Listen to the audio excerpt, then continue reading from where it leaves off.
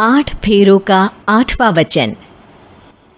स्वाति ने इसी साल शहर के कॉलेज से पढ़ाई पूरी की है और अब उसके लिए जगह जगह से रिश्ते आने लगे हैं। स्वाति से ज़्यादा उसके रिश्तेदारों को उसकी शादी की चिंता है, इसीलिए जो भी स्वाति के घर आता वो किसी नए लड़के की खबर ज़रूर ले आता। अरे दीदी, ये फोटो देख के बताओ कैसा है। राहुल नाम है लड़के का, मेरी सहेली की बहन का बेटा है। अपनी स्वाति के साथ एकदम प्यारी जोड़ी लगेगी इसकी। ज़रा दिखाना, फोटो तो बढ़िया लग रहा है। कोई गलत आदत वादत तो नहीं है ना इसे? और कमाता कितना है? अरे कोई गलत आदत नहीं है दीदी, आप कहो तो एक मीटिंग करवा देती हूँ, फिर सब कुछ फाइनल कर लेना। हाँ हाँ, ये सही कह रही हो तुम। संडे को स्वाति के पापा भी घर पे ही रहेंगे। बुआ फिर वहाँ से चली जाती है और रात को स्वाति की माँ उससे कहती है, स्वाति बेटा, आज कमला बुआ ने एक लड़के की फ़ोटो दिखाई है। संडे को वो लोग मिलने आ रहे हैं, तैयार हो ना तुम बेटा? अरे मम्मी, आप कहाँ कमला बुआ के चक्कर में आ जाती हो? अभी इतनी जल्दी कोई शादी वादी नहीं करनी है मुझे। अरे बेटा, अच्छा लड़का है, बुआ जानती है उसे अच्छे से। हाँ स्वाति बेटा, एक बार मिल तो लो, बाद में देखेंगे आगे क्या करना है।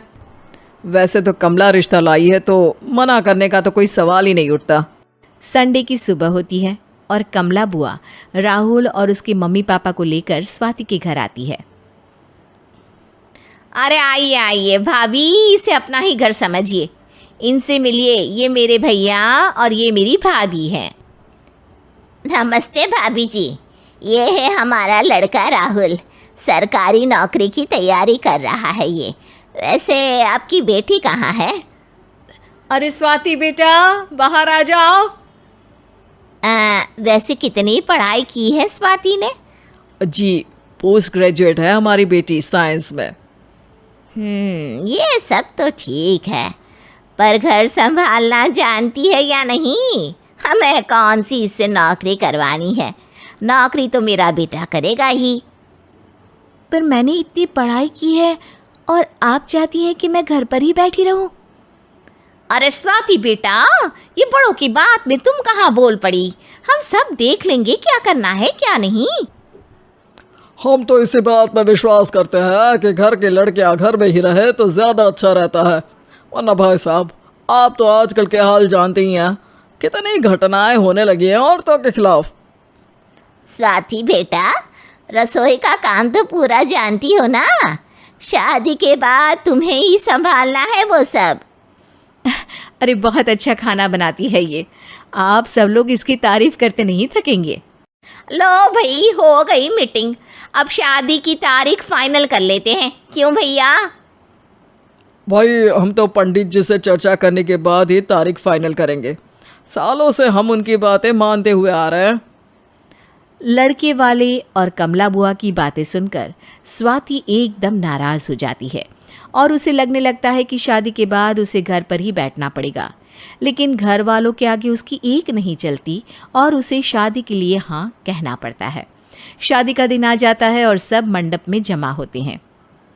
अब फेरों का समय हो गया है, अब कन्या अपने वर से 7 वचन मांगेगी। आप किसी धार्मिक आयोजन में जाएं तो मुझे भी ले जाएंगे। आप मेरे माता पिता का भी बराबरी से सम्मान करेंगे, हमेशा मेरा साथ निभाएंगे। आपको दोनों परिवार की जिम्मेदारियां बखूबी निभानी होगी। हर ज़रूरी बात में मेरी भी राय लेंगे। आप सभी गलत आदतों से दूर रहेंगे। आप मेरे अलावा किसी और औरत से कोई गलत संबंध नहीं बांधेंगे। ये 7 वचन पूरे हुए, वर क्या तुम्हें ये सारे वचन मंजूर है? जी हाँ पंडित जी, मैं सारे वचन अच्छी तरीके से निभाऊंगा। अरे वाह वाह, बढ़िया तरीके से सब काम संपन्न हो गया। तो इसी के साथ विवाह संपन्न हुआ और आज से ये दोनों पति पत्नी हुए। 1 मिनट पंडित जी, अभी एक वचन लेना बाकी है। अब कौन सा वचन है बेटा? मैं अब हमेशा के लिए किसी दूसरे घर में जाने वाली हूँ, तो पति के अलावा मैं अपने सास ससुर से भी एक वचन लेना चाहूँगी। अब कहो बेटी। मैं ये चाहती हूँ कि मुझ पर किसी बात की कोई पाबंदी नहीं लगाई जाएगी। मुझे सब कुछ करने की आज़ादी होगी और मैं भी विश्वास दिलाती हूँ कि मैं एक अच्छी बहू बन के दिखाऊंगी। स्वाति की बात सुनकर उसके सास ससुर एकदम चौंक जाते हैं और कुछ बोल नहीं पाते कि उतने में कमला बुआ बोल पड़ती है। अरे बेटा, ये भी कोई कहने की बात है? रानी बन के रहोगी तुम तो। वचन देने से पहले सोच लीजिए, क्योंकि शास्त्रों में वचन ना निभाने वालों के लिए नरक से भी बदतर सजा लिखी है। स्वाति की चालाकी से वहाँ मौजूद सब लोग प्रभावित हो जाते हैं और लोगों में बदनामी ना हो जाए, इस कारण स्वाति के सास ससुर को उसे वचन देना पड़ता है। और कैसी अपशकुन वाली बातें कर रहे हैं आप पंडित जी? हमें मंजूर है बेटा तुम्हारी शर्त। स्वाति अपनी समझदारी से अपनी बात अपने ससुराल वालों से मनवा लेती है और खुशी खुशी राहुल से शादी कर लेती है। अब से हर शादी में मैं खुद 8 वचन दिलवाऊंगा। ओम मंगलम मंगलम मंगलम।